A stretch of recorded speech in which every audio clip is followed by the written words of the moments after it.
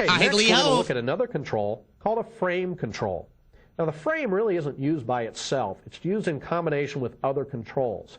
So we're going to draw a couple frames, and then we're going to put option buttons and check boxes inside of those.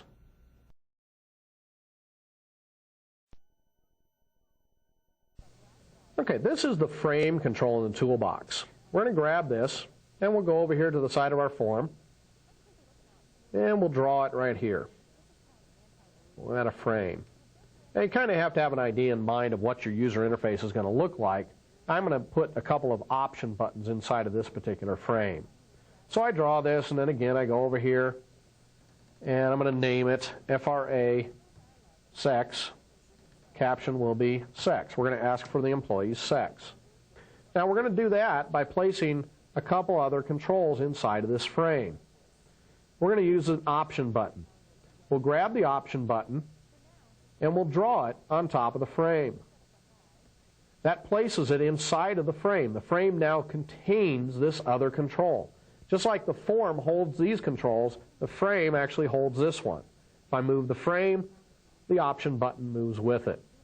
Let's go ahead and grab another option button, because we're going to need two. And we'll come down here and we'll draw the other option button on top of this frame. And then we can kind of just move them around, make sure they're both lined up pretty well. Now the frame doesn't really have very many properties that you need to set. Basically just the name and the caption property is all you're really going to do on that. The option button, pretty much the same thing.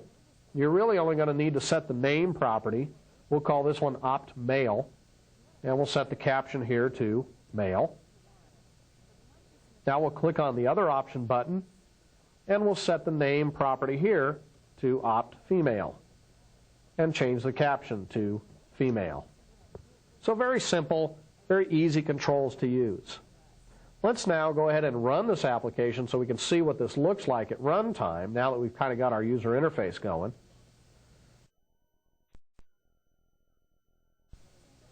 And there we can see now our whole application starting to take a shape. I can actually, add information here, and then I can choose these option buttons. Now, option buttons are specifically designed to be mutually exclusive options within a particular container. So if I have a frame that has male and female, these two are going to work together. If I were to create another frame with two other option buttons, they would be separate. They would actually act independently of these two. It's the option buttons work together as a group within a container. The container can be a frame, or it could be the whole form itself. So there we go. We've got a pretty good start on our user interface with this frame and these option buttons. The other thing I might want to do is I may want to default this option button to a certain value. Well, again, we would do that with a property.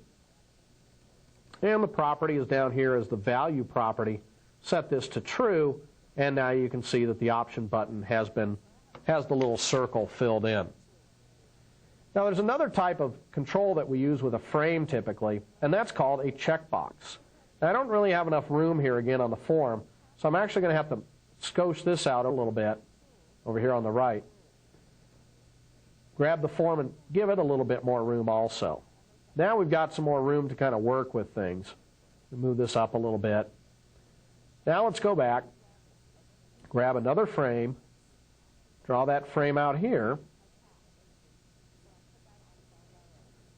and again we would set properties. We'll call it frame options. And these will just be basically just some different options that we might use, or benefits. Let's call it benefits actually. Benefits that we might provide to an employee, which ones they've taken advantage of. So we'll change the caption property to benefits. Now what we're going to do is, since there are many benefits that an employee could take advantage of, we want to use the checkbox control. So let's go ahead and click on this. Then we'll come back over and we'll draw the checkbox here. Now once again, you don't need to keep going back to the toolbox. You can simply copy, give the frame focus here before you do a paste. The reason why is if you didn't give it focus, the focus would have been back on the form, and the checkbox would have been added to the form instead of into, and we don't want to add a control array, so we say no, but it wouldn't have been added to the frame like it just was. And let's just go ahead and add maybe one more here. So we'll do a paste again. We say no, and it brings it down to this frame. So now we've got some different check boxes. Again, we would come over here and we would set some properties.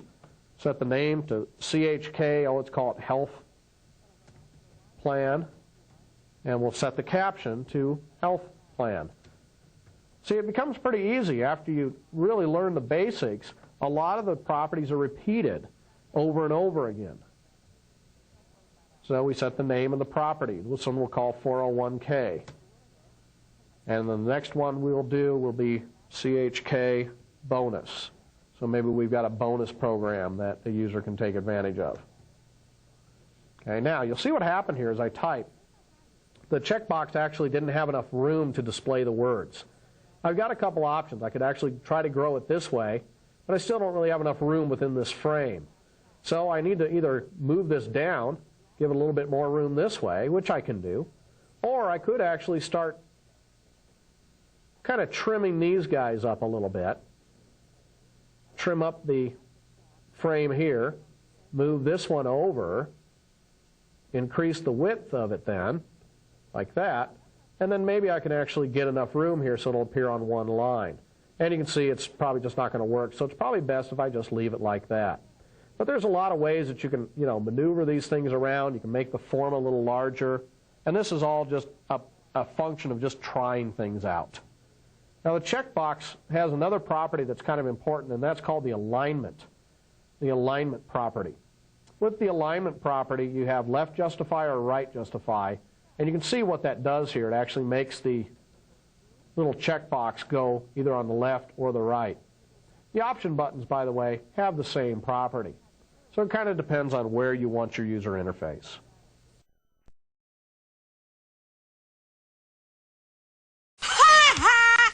Well, we are working in Windows, which is a graphical environment, so at some point you're probably going to want to add a graphic to your actual form. We do this with the picture control. So the picture box control is this first control listed in the toolbox. We click on it, and then we can go over here to the form, and we can draw this picture. And nothing happens. Well, that's because, just like anything, we have to set a property to actually get this to happen. The property for this is in the Properties window, and it's called, appropriately enough, Picture. So if we click on this, we will get a standard File Open dialog box, and we now need to go find some pictures. Well, I've got pictures out there in different locations. I'm going to go ahead and grab it from Program Files, Dev Studio, VB, Graphics, and then, I don't know, let's go into maybe the Icons folder here. And I think we've got a Mail folder here. Yep, right here, Mail. And you can use whatever you want. I'm just going to add one here. I'll just use the mail01.ico, and we'll hit Open. And you can see that it has now added this little icon, this little picture of a mail. So this would be like if you click on this, you can send email directly to this employee. So now that we've got this picture control, you can see that it really doesn't fit the picture very well. Well, obviously you can do things about that through properties. If we go all the way up here to the top, first of all, we want to set the name of this, and we'll call it PIC email, pick email. Now I've got an alignment property which allows you to align things to the top or bottom or left or right. You can actually align the whole control, but that's not really what I want to do. Basically what I want to do is I want to auto size this. And actually if we'll look at this control, you see the size is big right now. But if we leave it there and we look at the auto size, and I double click and set this to true, see what happened to the picture control. It actually scoshed itself down so it fits the picture. Now the icon was created with a little bit of space above here. That's why this space is still here. But when you set that auto size property to true, it will size it to whatever the graphic is in the picture control itself. There's also the border style property, which you can change from fixed single back to none if you don't want to have a picture or a style up here. If we can look at the graphic at the same time as I choose this particular property, none, you can see what happens. Now it kind of the picture just floats there. Okay, whereas if I set the border style then to fixed single, it actually has this indented look. So it kind of, you got to go with the look that you're really after. Now, if you don't want the picture control, because basically the picture control actually has this align property, which basically makes it a little bit larger weight, which means it takes more resources to run, it takes a little bit longer to load. The other control that you can use over here in the toolbox is called the image control. And the image control is basically the same thing. If I were to take this and draw this on the form here, you can see there's no border or anything. This is really just going to be used to hold a particular image. Let's actually drag and drop it over here, right there. Then let's go down to the picture property here and grab another picture. And we can just grab any one of these that's already open. Grab this guy right here. Hit open. And you can see the picture appears here on the form. And you notice there's no border around it or anything. In fact, you can't even put a border on the image control itself. The only reason you'd use this is that it is a little bit lighter weight. It'll load quicker, won't take up as much room in the exe file. There is another reason that you might want to use an image as opposed to a picture. Right now, this image is a certain size. And I can increase the size of the image control. The image stays the same. Okay? However, down here in the Properties window, there's a property called Stretch, which if I set Stretch to true, I can now stretch the graphic. And I can make it, you know, any stupid way I want.